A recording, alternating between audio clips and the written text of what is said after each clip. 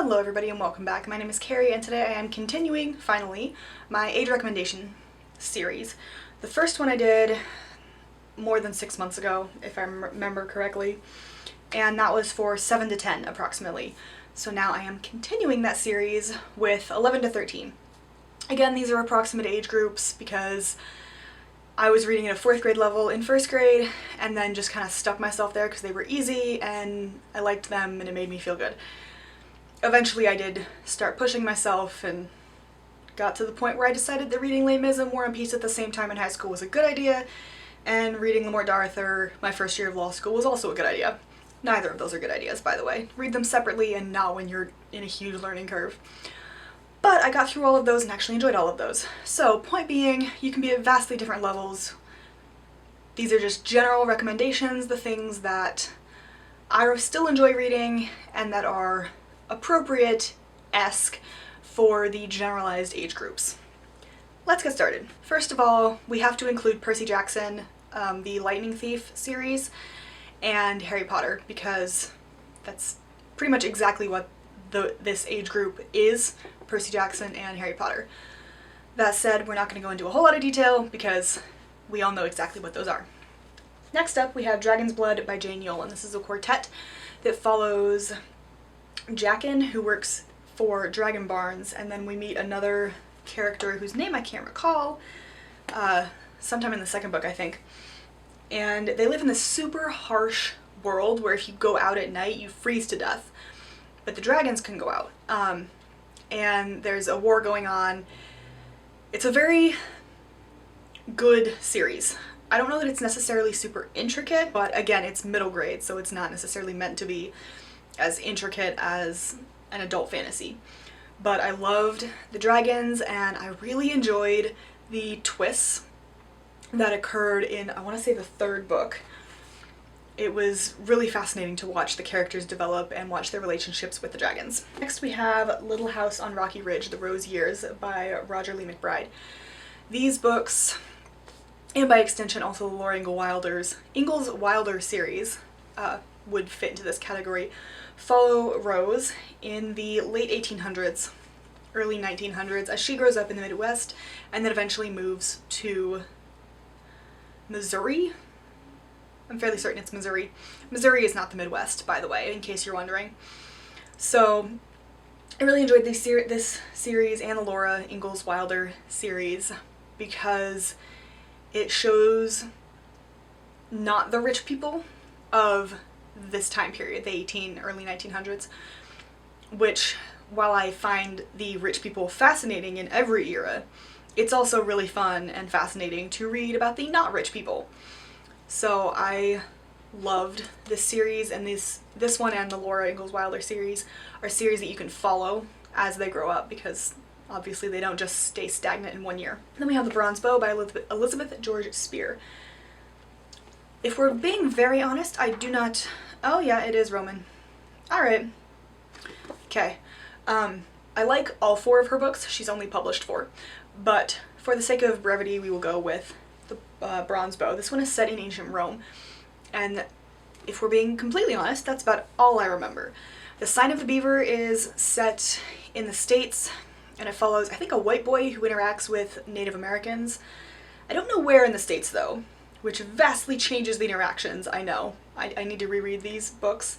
But her writing is so good, and she writes about such vastly different topics. She's got a Witch of Blackbird Pond, that is also fantastic. Takes place up in the northeast of the States. And I love the depth and the breadth that she can write about in such short, easily accessible books. Next we have really an author, because I love everything I've read of hers, and that is Anne Rinaldi, but specifically Finishing Becca. Finishing Becca is a story about the maid in Peggy Shippen's household who follows Peggy to her husband, Benedict Arnold. And if you don't know that name, he's a traitor to the Americans, hero to the Brits. I don't like him. I'm American.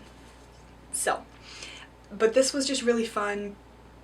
There's so many books out there about Peggy Shippen and Benedict Arnold and debating whether she got him to turn traitor or he decided to do it on his own. Most of them, however, say that she did it for him, essentially. I really liked this one because it follows the maid as opposed to either Peggy or Benedict. And I thought that was a very unique perspective. Ann Rinaldi also has a book about Elizabeth. She's got one about Lady Jane Grey. She's got one about the Lowell Mills in Massachusetts. She's got a series, a trilogy actually. And most of her books focus on the states between about 1776, give or take, and maybe 1885.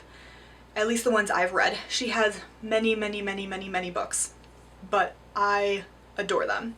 And this one has really stuck with me because I thought it did a great job of showing that just because you are comfortable in a place doesn't mean you won't be comfortable somewhere else, and it doesn't mean that you can't change. So I really liked that. Next we have one of my favorite books and one of my sisters, and that is Mara, Daughter of the Nile by Eloise Jarvis McGraw. This takes place in ancient Egypt following Mara during Hatshepsut's reign. Mara is a slave and she gets caught between two warring factions, namely Hatshepsut and Hatshepsut's stepson. Hatshepsut is one of the female pharaohs. She was essentially obliterated after her death, after her stepson took over. And we know very little about her because he did such a good job. Missed a couple of things, and that's the only reason we know anything about her. I love ancient Egypt, think it's fascinating, and this book was so cool. Oh my goodness. The politics in this, the descriptions, the settings, it's amazing. Even looking into ancient Egyptian culture, it does a really good job, and I still love it to this day. Then we have a series of 12 books, which is Bloody Jack by L.A. Meyer. I have talked about this many times on my channel because it is one of my favorite series.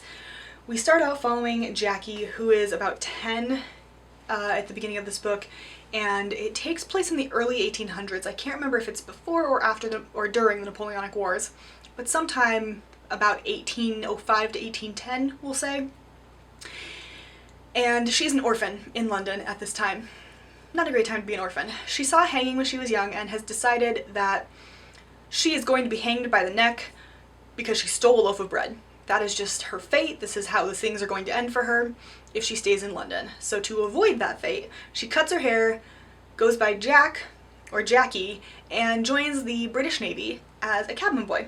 She works her way up through the ranks and has some wild adventures through the next 12 books. It's hilarious, it's amazing. She visits all these different places all over the world. I love the romantic relationship in this because it's not your stereotypical, it's definitely not insta-love, and it's, without spoiling, I can't really go into it, but it's so good. I love it.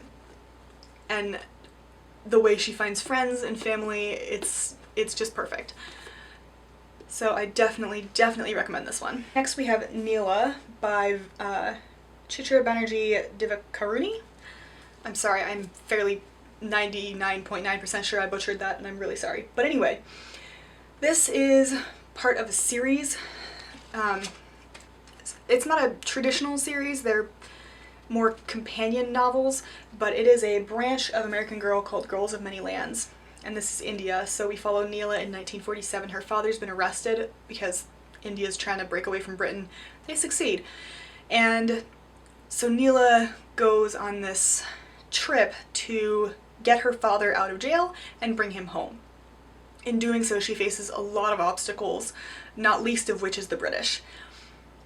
This is probably my favorite of the books, if not this one, then Layla. They're both fantastic, but they have a whole bunch of different ones. They've got one from Marie Antoinette's court, they've got Layla, which is Turkey, they've got one from China, they've got one from Alaska, up with the Inuit, and I think these books are fantastic, and they do a really good job of showing different cultures at different times and the struggles that ordinary people went through for a middle grade audience. And then the last one is Nobody's Princess and Nobody's Prize by Esther Friesner. This is a duology that follows, I better make sure of this, definitely Helen. It follows Helen of Troy, and it's when she's younger, but it's really fun to read, particularly if you have even just a general idea. but it's fun to watch her decide that she's gonna take her fate into her own hands, essentially. I'm saying that a lot this video.